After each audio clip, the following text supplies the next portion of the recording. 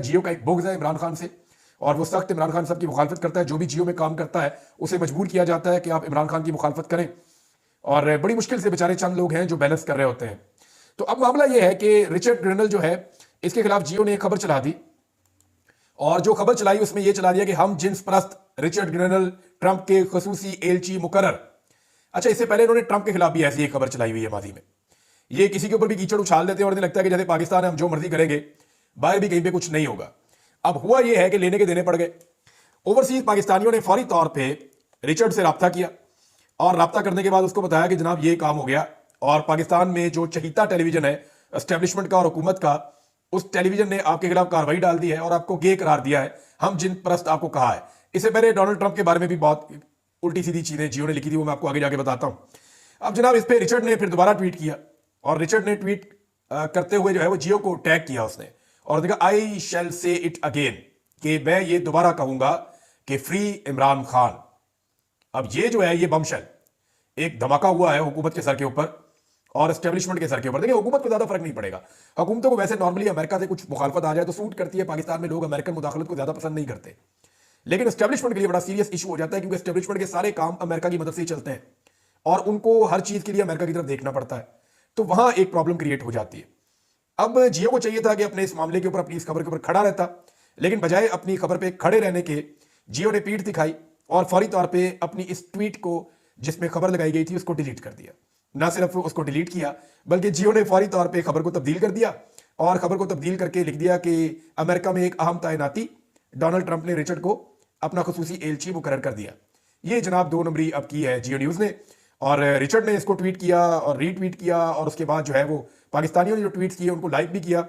और इसमें आतिफ खान साहब, मैंने आपको पहले बताया था, उनका भी और कुछ और जो अमेरिकन हैं जो ओवरसीज पाकिस्तानी, उनका बड़ा रोल है। शहबाज गिल ने, मुहित पीरजादा ने, फिर वहाँ मौजूद हैं कासिम सूरी साहब, पाकिस्तान के अंदर बेशक बेशुमार पाकिस्तानी है। पाकिस्तान तरीके साहब का सारा ही सोशल मीडिया है, वो इस काम पे लग गया। अदर पशवानी है, अरसलान साहब है और बाकी और बहुत सारे लोग हैं, जबरान साहब हैं। तो इन सब ने मिलकर जो है वो इतना रोला डाला कि अमेरिका में खपड़ गई और उसके बाद रिचर्ड को इसके ऊपर उन्होंने जनाब दोबारा ट्वीट किया। और देखें, इसके ऊपर आप गौर करें, रिचर्ड जो है वो सिर्फ जियो को जवाब भी दे सकता था, लेकिन उसका जवाब बड़ा टेक्निकल है और उसके जवाब के अंदर बड़ा क्लियर मैसेज भी है। और ये मैसेज सिर्फ जियो के लिए नहीं है बल्कि जियो के मालिकों के लिए भी है। और मैसेज ये है कि फ्री इमरान खान। ये बड़ा क्लियरली, बड़ा सोच समझ के लिखा हुआ ट्वीट मुझे लगता है। अब ये खाली काम जो है ये वो रिचर्ड ने नहीं किया, बल्कि डोनाल्ड ट्रंप के बहुत ज्यादा चांसेस है कि आने वाले जो अटॉर्नी जनरल है, जिसकी डोनाल्ड ट्रंप बहुत तारीफ करता है, डोनाल्ड ट्रंप का बहुत करीबी साथी और दोस्त है, फॉर्मर कांग्रेसमैन है, इसका नाम है जी मैट गेट्स। इनके कुछ स्कैंडल भी रहे माजी में, सबके होते हैं। यानी अगर आप जो बाइडन इंतजामिया देखें तो उसके अंदर भी बेशुमार लोगों के बेशुमार स्कैंडल थे। कोई हम जिन्स परस्त है, किसी का कोई और इशू है, लेकिन कभी जियो ने या पाकिस्तान ने इसके अंदर मुदाखलत नहीं की। भाई उनकी सोसाइटी, उनका मुल्क इसी तरह का है, वो ऐसे ही है। हमारा जरा डिफरेंट है तो हम और तरह के हैं। उनके पैरामीटर यहाँ पे नहीं लगते, यहाँ के जो है वो वहां पे नहीं लगते। वहां पे लोग इन चीजों के लिए वोट डालते ही नहीं है। वो लोग देखते हैं कि जनाब ये आदमी अपने कॉलो फेल में कैसा है, ये हमारे मुल्क के लिए, हमारे इलाके के लिए कैसा है, ये हमारी पॉलिसीज को फॉलो करता है या नहीं करता। वो और तरह देखते हैं चीजों को, या पाकिस्तान में जरा और चीजें देखते हैं, पैरामीटर जरा मुख्तलिफ है। बहरहाल जियो ने जनाब खबर डिलीट कर दी। अब जियो कभी किसी को ताना नहीं दे सकेगा। यानी जियो इमरान खान को यह ताना नहीं दे सकता कि अमेरिका से पहले आपकी मुखालफत होती थी, अब आपकी हमायत क्यों होती है। भाई जियो ने खुद ट्वीट डिलीट कर दिया, बुज़दिल है, डर गए। तो डोनाल्ड ट्रंप की भी जनाब इन्होंने ट्रोलिंग की हुई है। डोनाल्ड ट्रंप की क्या ट्रोलिंग की है जरा वो भी खबर मैं आपको पढ़ के सुना देता हूं। उसके ऊपर भी रोला पड़ गया है और शहबाज गिल एंड कंपनी और बाकी सारे लोग इस काम पे लग गए। इन्होंने जनाब डोनाल्ड ट्रंप के बारे में लिखा था कि रंगीन मिजाज अरबपति प्ले बॉय डोनाल्ड ट्रंप ने 3 शादियां की, दर्जनों खवातीन से जिनसी ताल्लुक रहा। ये जनाब जियो ने लिखा था। इसके ऊपर शहबाज गिल साहब ने सारा पोल खोलना शुरू कर दिया अंग्रेजी के अंदर।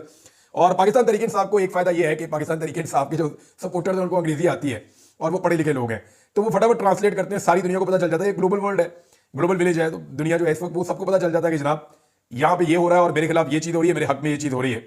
और रिचर्ड को देखें आप तो इनके ट्वीट जाते हैं ज्यादा ज्यादा 200, 300, 500, 700, 1000 तक बहुत मुश्किल कोई ट्वीट चाहता है इनका रीपोस्ट में।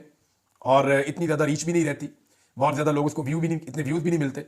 तो यहाँ पे 2 मिलियन से ज्यादा व्यूज अभी तक इनको मिल गए हैं, रिकॉर्ड है। 17,000 से ज्यादा, जिस वक्त मैंने ये ट्वीट पढ़ा था उस वक्त तक 17,000 से ज्यादा रीट्वीट मिल चुके थे। अब तो 20,000 के करीब होंगे ये रिचर्ड को। और पाकिस्तान में ये अभी रात का वक्त है, दिन चढ़ेगा तो ये मामला कहां जाएगा। तो यहां से भी आप अंदाजा लगा लें कि इस दफा पहली दफा ऐसा हो रहा है कि किसी अमरीकी का बयानिया पाकिस्तान के अंदर पॉपुलर हो रहा है, वरना यहां पे तो हमेशा से अवाम उनके बयानियों को पसंद नहीं करती रही।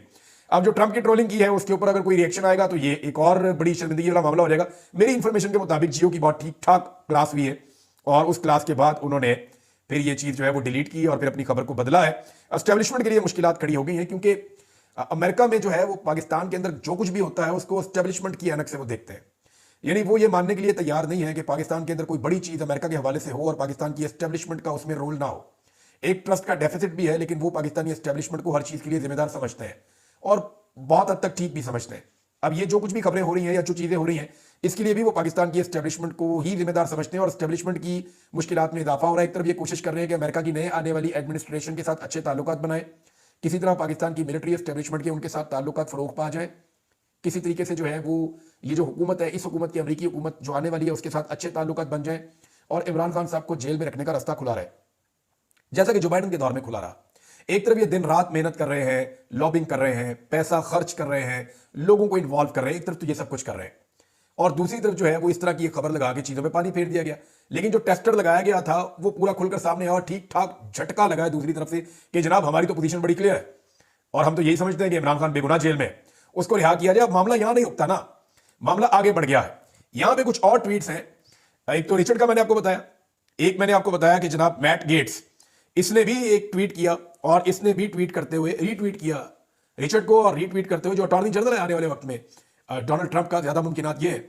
और उसने जो रीट्वीट किया उसने रीट्वीट करते हुए लिखा कि फ्री इमरान खान, उसने भी यही मुतालबा किया। अब एक और शख्सियत है जनाब अमेरिका से और ये है जी जॉन जेम्स। ये जो जॉन जेम्स है ये भी कांग्रेसमैन है और ये तगड़ा आदमी है अमेरिका का और डोनाल्ड ट्रंप की पार्टी से इनका ताल्लुक है, डोनाल्ड ट्रंप के साथियों में से एक है। इन्होंने जो ट्वीट किया वो बड़ा तफसीली है। इन्होंने कहा कि कोई भी हुकूमत, मैं उर्दू में आपको ट्रांसलेट करके बता रहा हूं, वो अपने मासूम शहरियों को कत्ल नहीं कर सकती, कत्ल करने का जवाब नहीं रखती। और जैसा कि पाकिस्तान में नवंबर में कत्लेआम हुआ जो पाकिस्तानी फोर्सेज ने किया, उसके बारे में उन्होंने कहा is no exception, no regime should silence its people through violence. कोई भी जो रिजीम है या हुकूमत है वो अपने लोगों को तशद्दुद के जरिए से खामोश नहीं उसको करवाना चाहिए। मैं पाकिस्तानी भाइयों और बहनों के साथ खड़ा हूं और उनके लिए आज़ादी और इंसाफ की जिद्दोजहद में उनके साथ खड़ा हूं। ये जनाब जॉन जेम्स का भी स्टेटमेंट आ गया। एक स्टेटमेंट और भी है जनाब, ये डैरन जे बेटी, अब इसी तरह स्पेल करते हैं शायद, इसको ऐसे ही बोलते हैं, इनके नाम भी जरा मुश्किल है। ये जनाब डोनाल्ड ट्रंप के लिए तकारीर लिखता, एक अमरीकी सियासतदान भी है, अमरीकी व्हाइट हाउस का ऑफिशियल राइटर भी रहा है और डेमोक्रेट्स में इसके बड़े ताल्लुकात हैं। कुछ चीज़ें इसने कंट्रोवर्शियल की थी माजी में, लेकिन अब ये फिर डोनाल्ड ट्रंप के और उसकी टीम के बहुत करीब है, उसकी टीम का हिस्सा है। इसने भी जनाब रीट्वीट किया रिचर्ड के ट्वीट को और ये कहा कि बिल्कुल आपने सही मुतालबा किया है और उसकी हमायत की। तो इस तरह जो डोनाल्ड ट्रंप की पूरी टीम है, ऐसा लगता है कि वो इस वक्त पाकिस्तान तहरीक इंसाफ के या पाकिस्तानियों के या ओवरसीज पाकिस्तानी जितने अमेरिका में रहते हैं उनके बयानिए के साथ खड़ी हो गई। ओवरसीज पाकिस्तानियों ने अपनी ताकत शो की है, ना सिर्फ बरतानिया में बल्कि अमेरिका में, और बड़े जबरदस्त तरीके से शो की है। और उन्होंने ये बताया है कि अगर आपके अपने लोग आपके साथ खड़े हो तो आपको किसी लॉबिंग फर्म की जरूरत नहीं रहती, आपको लॉबिस्ट हायर करने के लिए करोड़ों अरबों खर्च नहीं करने पड़ते। आप सिर्फ अपने लोगों के साथ बनाकर रखें, अपने लोगों को इज्जत दें, तो वो आपके लिए सब कुछ करने के लिए तैयार है। मेरी ओवरसीज पाकिस्तानियों से बातचीत हुई तो उन्होंने कहा हम ये सोच भी नहीं सकते थे कि हमारे अंदर इतनी कैपेसिटी है। 1.5 साल पहले जब हमने फ्रेंड्स ऑफ इमरान खान को शुरू किया, जिसमें डॉक्टर्स की, फिजिशियंस की एक बहुत बड़ी तादाद थी, और फिर उसके साथ लोग जुड़ते चले गए। शुरू में 1500 लोग जुड़े, फिर बढ़ते गए, तो हमें बाद में यह आइडिया हुआ कि हमारी स्ट्रेंथ क्या थी, हमारी कैपेसिटी क्या है, हम अमेरिकन हुकूमत से कैसे चीजें बनवा सकते हैं और कैसे उनके अंदर अपने आप को पेनिट्रेट कर सकते हैं। तो ये सब कुछ उन्हें वक्त के साथ साथ पता चला और मुझे बहुत सारी चीजें उन्होंने ऐसी बताई हैं, फ्यूचर में मैं आपके साथ शेयर करूंगा। अब जनाब एस्टेब्लिशमेंट के लिए मुश्किलात हैं, वो इस हुकूमत के पीछे से हट भी नहीं सकते और इस हुकूमत के पीछे रह भी नहीं सकते। इमरान खान साहब को अंदर रख भी नहीं सकते, इमरान खान साहब को छोड़ भी नहीं सकते। अंदर रखते हैं तो बहुत सारी मुश्किलात हैं और वो मुश्किलात ऐसी हैं जिनसे ये अकेले निपट ही नहीं सकते।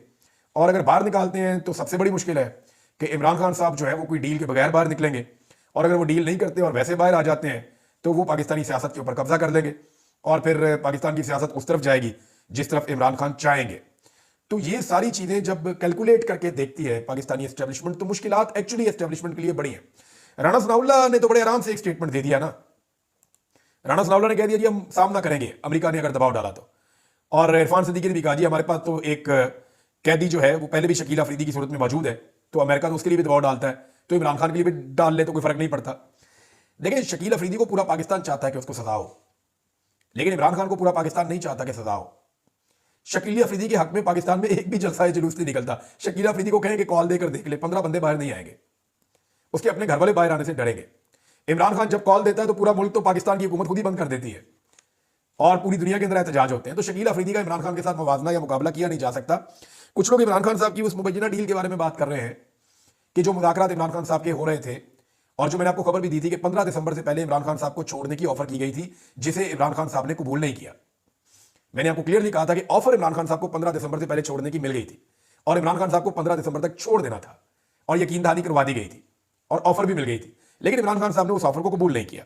अब कुछ लोग कह रहे हैं कि इमरान खान साहब ने इसलिए नहीं कबूल किया, वो मान भी गए थे, डील भी हो गई थी, मसला सिर्फ इतना था कि इमरान खान साहब ने वीडियो बनाने से इनकार कर दिया, ताकि वीडियो कल को लीक हो गई तो फिर मैं क्या करूंगा, पब्लिक के अंदर मेरी ओपिनियन का क्या बनेगा।